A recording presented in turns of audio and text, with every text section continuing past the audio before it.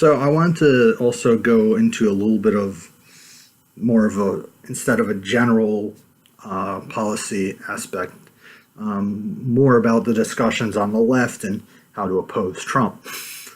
One thing I've seen I'm not very happy with, truthfully, is recent events, particularly New York and Maryland, where it seems like the progressive candidate had won, the more left-wing candidate won, and suddenly the centrists are looking like they might mount a third-party challenge. In the case of Maryland and Montgomery County, the candidate's already running as an independent. So I got a big problem with this, frankly, and I'm a big believer in primaries. Everyone go in and fight it out, and whoever wins, you support them in the general in 18. That's my feeling, because we got to beat the Republicans, got to crush Trump, got to crush the Republicans. You can't give this guy unfettered power anymore for our own good. That means even voting for less than ideal Democrats. You got to do it. And that's why I didn't like, at first after Bernie lost in 2016, at first I said, oh, I won't vote for Hillary. I won't vote for Hillary. Bernie should run third party. I thought so. Pretty quickly after that, I realized this is stupid, because it's not how the system works. All that would do is guarantee a Trump win. As it were, Trump still won. And I don't believe in voter shaming the people who did go that route. They went that route because the candidate wasn't good enough, and we got to do better. But at the same time, I still don't agree with that. And ultimately, I voted for Hillary, and I have no regrets about that. But the idea of running as a third party after you lose a primary is sore loser. I don't want to see people on the left do it. I don't want to see these centrists do it too. So I'm consistent about that. Unfortunately, it seems like some people like Howard Dean, who one day I should do a video on that. That's one of the saddest stories in politics.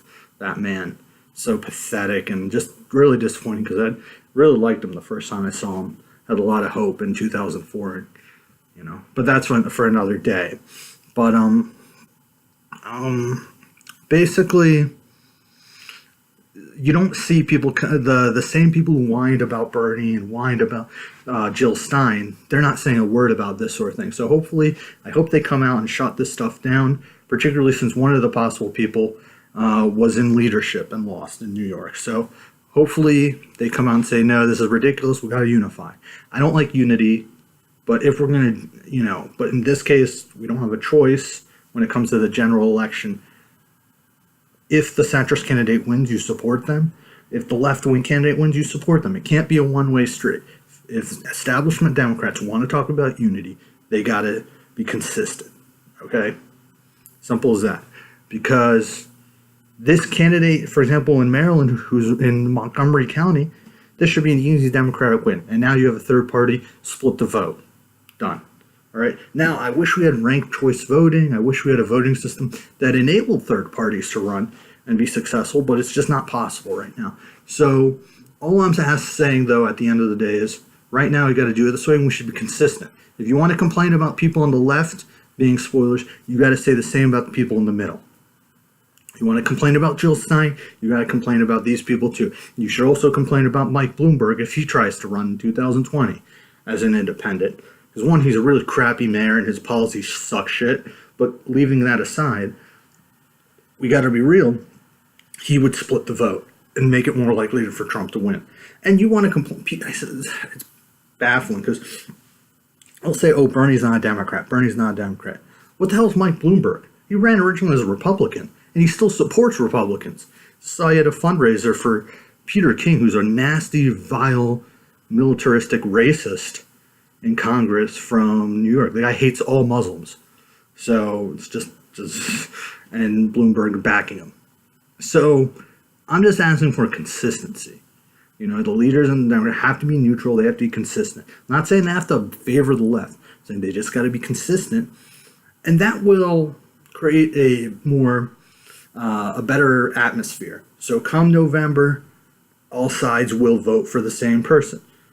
Be they a centrist congressional candidate or a left-wing congressional candidate. Because that's what has to happen right now. It's coalition governing 101.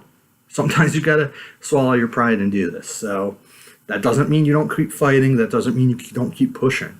But this is what you have to do. And if the centrists do this and don't get called out for it, the left, people on the left like me, they're going to say, okay, you're making it hard because I'm trying to level with you. I'm trying to do this the right way. But if you're not going to be fair, how can I go to someone and say, hey, guys, we got to do this right now. We got to take one for the team. How can I say that? Because they see there's hypocrisy, okay? So you got to play it fair, and I hope, I'm skeptical that they will, but I hope the powers that be shut this stuff down, because you lost a primary, tough beans. So I'll keep saying it 17 times over if I keep the video going, but this is important. It's of utmost importance that Congress is taken away from the Republicans come November.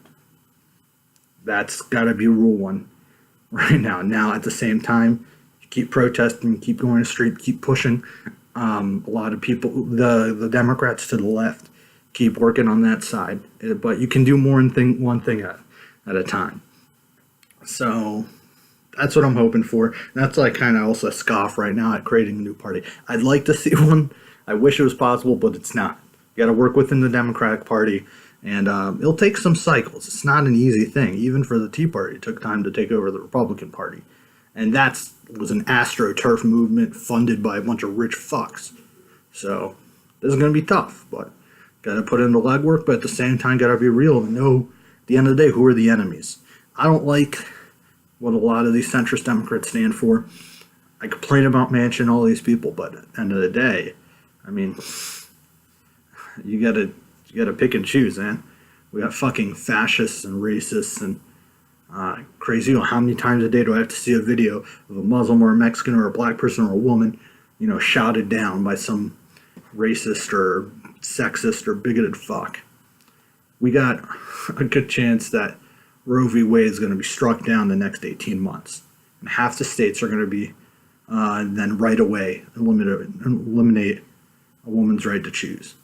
We got serious fucking things going on here. So we can't get petty in the generals. In the primaries, game on. Generals, we got to get it right. And hopefully the Democrats also remember more undecided voters, more non-voting voters and those people, they're probably going to be more attracted to a leftward candidate than Ocasio-Cortez or a Sanders rather than a centrist. But we'll see what happens. Anyways, just wanted to rant on that a bit. Like I said, going to be adding a name finally and a video, and hopefully in the coming weeks, have it lined up to get a microphone to help out with the sound. So hopefully I'll be getting that soon too. Anyways, till next time. Yeah, I'll work on that closing too. All right, till next time.